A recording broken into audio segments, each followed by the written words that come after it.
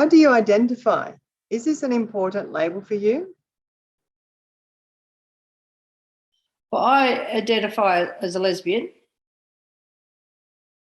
And I do too. And it is important. Yeah. I think it is important for both of us probably to identify as lesbian. Very much so. It just helps to link us with other people who also identify as lesbian. And I think it's important for that reason, so that we know, we're part of a community, which is important to us. Yeah. When and how did you realise that you were LGBTIQA+? How has your cultural background impacted your experience? Will I go first? Sure. I think probably when I was 11, 12, that I knew that I liked girls more than I sort of liked boys. And I always had a bit of a label as, oh, yes, Sue is a bit of a tomboy. And I'm, Australian born and bred. I can only comment on my family.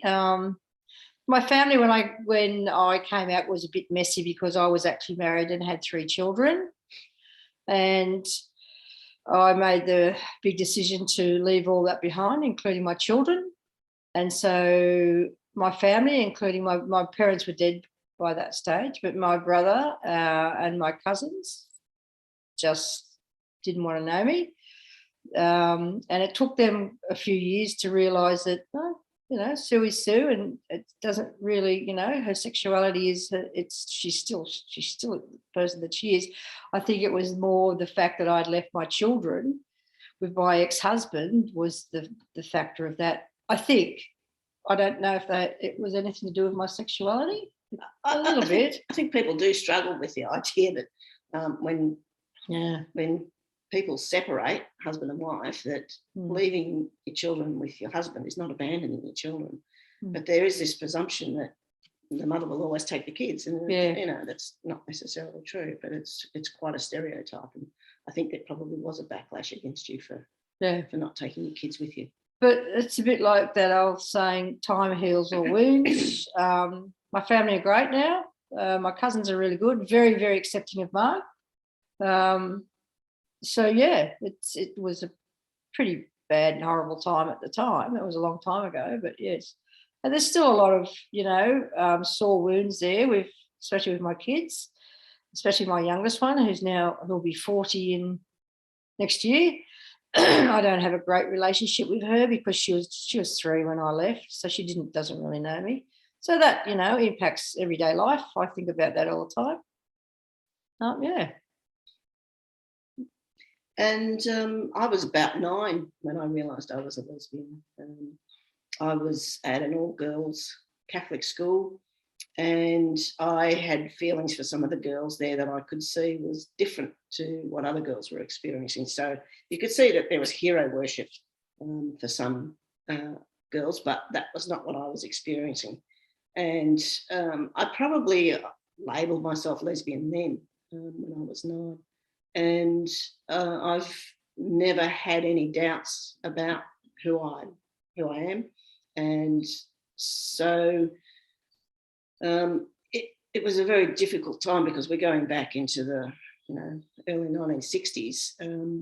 You certainly couldn't even think about coming out or saying anything about how you were feeling. So I had to keep it secret, and I used to go out with boys just so that my parents wouldn't figure it out, which was a bit of a drag. And then even when I had a girlfriend, I used to take her on my dates with the boys. So just so that my parents never found out, because I knew that if they did find out when I was in my teens, they would have had me at a psychiatrist's really quick. And I somehow knew that would just mess me up big time. So I've always, just been able to sort of keep it secret until I really formed a strong relationship and with a partner when I was probably 20, 21. And we moved in together and lived together for a while. And then it was we never spoke about it, but everyone knew in the family. So, and it wasn't until I met Sue that I really came out, and by then I was in my early 30s. And I split with my first partner, and Sue was out, definitely out. So she dragged me along with her. In a good way. In a good way. It was a good thing. It was a good thing. No regrets at all. So then my family did acknowledge, that I'm lesbian and that Sue's my partner. But culturally, my background is Anglo-Celtic, so there's no sort of other issues apart from social issues about being a lesbian. So I didn't sort of have the double whammy of coming from a culture where homosexuality is really frowned upon, fortunately, because it's tough enough anyway. When you're young, I think that's really a difficult time. So now my family are all accepting, and we got married 2 years ago, and certainly family members were, all my family members that are still alive were here. So we had a great time. So yeah, and we've been together, married for 2 and been in a relationship for 35 years. So yeah. That's it. What is your connection to this area, and when did it start? Well, we only moved here about 4 years ago. 4 years ago, yeah. 4? Yeah, 2018, early 2018. Yeah, 4 years. So we only moved here about 4 years ago as part of our retirement, if you like. We had a house in the more inner city area, which we sold and moved out here, so that we bought a property there where there's less maintenance and less work, so that we can just go and relax and do things that retired people do. Yeah. So so we haven't been here that long, and we also, in this area, we have had friends living here, a gay couple, and since then we've met some other lesbians in the area. So we feel actually more connected to the LGBTIQ community here than we did before. In Wheelers Hill. Yeah. So, and I also got a brother that lives out here as well. So, we really do feel a sense of community here that we didn't probably experience very much before. And some of the people I worked with when I was working live in Pakenham, and there you go. So, I think we know more. There's more gay people in this area than what there was. Oh, more that we know. Yeah, that we know. There was in Wheelers Hill. So it's What do you like about living, working, studying, or visiting this area as an LGBTIQA+ or ally? I think I like the fact that, and I don't know whether Joby's the sole driver of this, but there is much more, as I say, a sense of community. The fact that the library has a rainbow section, that we've been involved in a few other groups out here. And I certainly think that has helped us feel, that's one of the things we really like about this area. Yeah, and for me, I find like being, because our major shopping centre is Cranbourne, and Cranbourne being Cranbourne, I won't say anything more about that, just going Cranbourne being Cranbourne. Like we go into, I've always felt comfortable holding Marg's hand in Cranbourne Park Shopping Centre. I feel okay to give her, put my arm around her. I don't have to sort of go, should I or shouldn't I do this? No, we've never had anyone be nasty towards us. And it's really good, I'm finding now, that the younger female lesbians are really out, aren't they? Yeah. Really, they're touchy-feely of each other in public and what have you. Not so much for the young men, and I think that's going to take a very, very long time for the general public to accept males more than females, which is quite sad. Yeah, so I think they're the main things that we like about the area, and just that sense of community. And that there are so many people out here who identify as part of the community. Yeah. Because we certainly didn't experience that before. No, no, not at all. So, yeah, it's good. What do you not like about living, working, studying, visiting this area as an LGBTIQA plus or ally? Don't like the traffic. Yeah, the traffic shit. Terrible traffic. Don't know. Wow. Like, I think and I won't say I don't like it. I just wish this was better. I'd like that there were more more community-friendly spaces where you could actually meet other people. If you go to inner city places, there are places where that you can clearly identify other community members. But out here, not so much. There's not that sense of, if I go to this cafe, I'm likely to, I know it's community friendly and there'll be other community members there. That sort of thing is missing. And I think when I looked at the Facebook page, I was surprised at how many people were members of that Facebook page, so that there's quite a number of us out here. I forget the statistic, but anyway, there's a lot of people, and there's just, I do have that sense there is a community here. I think it's just not connected enough.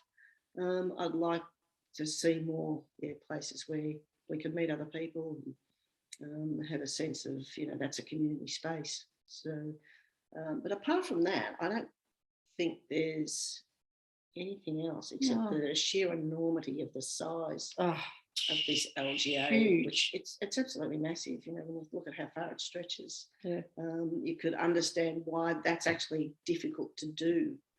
To have central places where you can, it's a friendly place, and you can meet other people there because of just the sheer enormity of the size of this LGA. So apart from that, there's not much else I don't like. We love where we live. Absolutely love it. Yeah. What do you think are the most important issues facing LGBTIQA plus and their allies today? Pretty well much what you said before. Yeah, I think that's part of it. It'd be great if we had a much more visible presence, I think, too. We've got the picnic coming up next month, which is, great. I'm really looking forward to that. But I would like to see some other, community events that, we could attend and meet other people. Would be terrific. But I also wonder about the more visible we become, what the reaction from the general community would be. You kind of have in my head that this is a homophobic area, but I don't actually see that. No. We've never had any negative experiences, but we haven't had any negative experiences anyway. No. Not since we were young, anyway. So when we were younger, we certainly did have things happen. But maybe it's a benefit of being older, or maybe it's just times have changed. But yeah, I'd certainly like to have more community events happening. And I think just, with our allies, making them feel connected to the community as well is an important issue, because it's, people will say or might say they're an ally, but unless there's actually that sense of we bring them in to the community and connect with them, I don't think it really means much. Yeah, I think that's about it. What message, if any, would you like to give to others? Have a Merry Christmas. I think, we both work with young people for many, many years. And I think that we probably would like to make things easier for young people. Even though in some respects it is easier to be a lesbian as a young person today in some elements, but it's also, I think, more difficult. I don't know why, but it seems to be more difficult to form good relationships. Yes. And find partners. I mean, it was difficult in our time as well, but somehow we always seem to manage it. Yeah. Because it's, sorry to interrupt, because when we were younger, it was hidden, the gay bars. Like I didn't see a gay bar until when I came to Melbourne in my 30s. I'd never heard of a gay bar. Whereas now, you've got the Peel, but they're all in the inner city. I'm wondering whether or not there should be more, like as you were saying before, coffee places and stuff where young people can go there and feel safe and meet each other and have that connection. And not just for gay people, not just for young people, but for all ages. I think that needs to be out in the suburbs a lot more than what it is. Because is there anything out in this area for that young people, or even lesbian and gays know that they can go? I don't know of anywhere. Do you? No. So we certainly would like young people to know that it gets better as you get older. Yeah, yeah, it does. It becomes easier. But I think you've got to be, because we can be a smaller community than the general population, sometimes people settle for relationships and friendships that are possibly not ideal. And their message would be is don't settle. Yeah. Choose your friends and partners wisely. And, life can be really great. Even, for us these days, as older lesbians, we completely out everywhere we go. Yeah. And we've just been right around Australia just this year. Fortunately, we managed to dodge COVID. And we don't have any issues. So I think that's something to keep in mind. I think probably younger lesbians probably still get targeted with homophobic comments and slurs and, being yelled at in the street and so forth. So, just keep in mind it does get better as you get older. Yeah. And, we have a great life now, especially being retired. Yeah, it's fabulous. That's terrific. We've been very fortunate. We have been. And I think that's probably, the other part of the message, if there's a message I want to give to young people, is to make sure that you stay connected with the community. Yeah. It makes a big difference in your life. When you lose that sense of connection, it can be very isolating. So making sure that you do whatever you need to do to stay connected. And for me, on that is to don't think that you're alone, because you're not. Find the communities out there. Find someone to talk to that you can trust. Especially for the young boys, it's really difficult for the young males of today. And I mean, I know from what my son went through. He's a gay man, very isolated, and he's it's really hard. So yeah, if any young people feel that they're on their own, just to be reassured that they're not.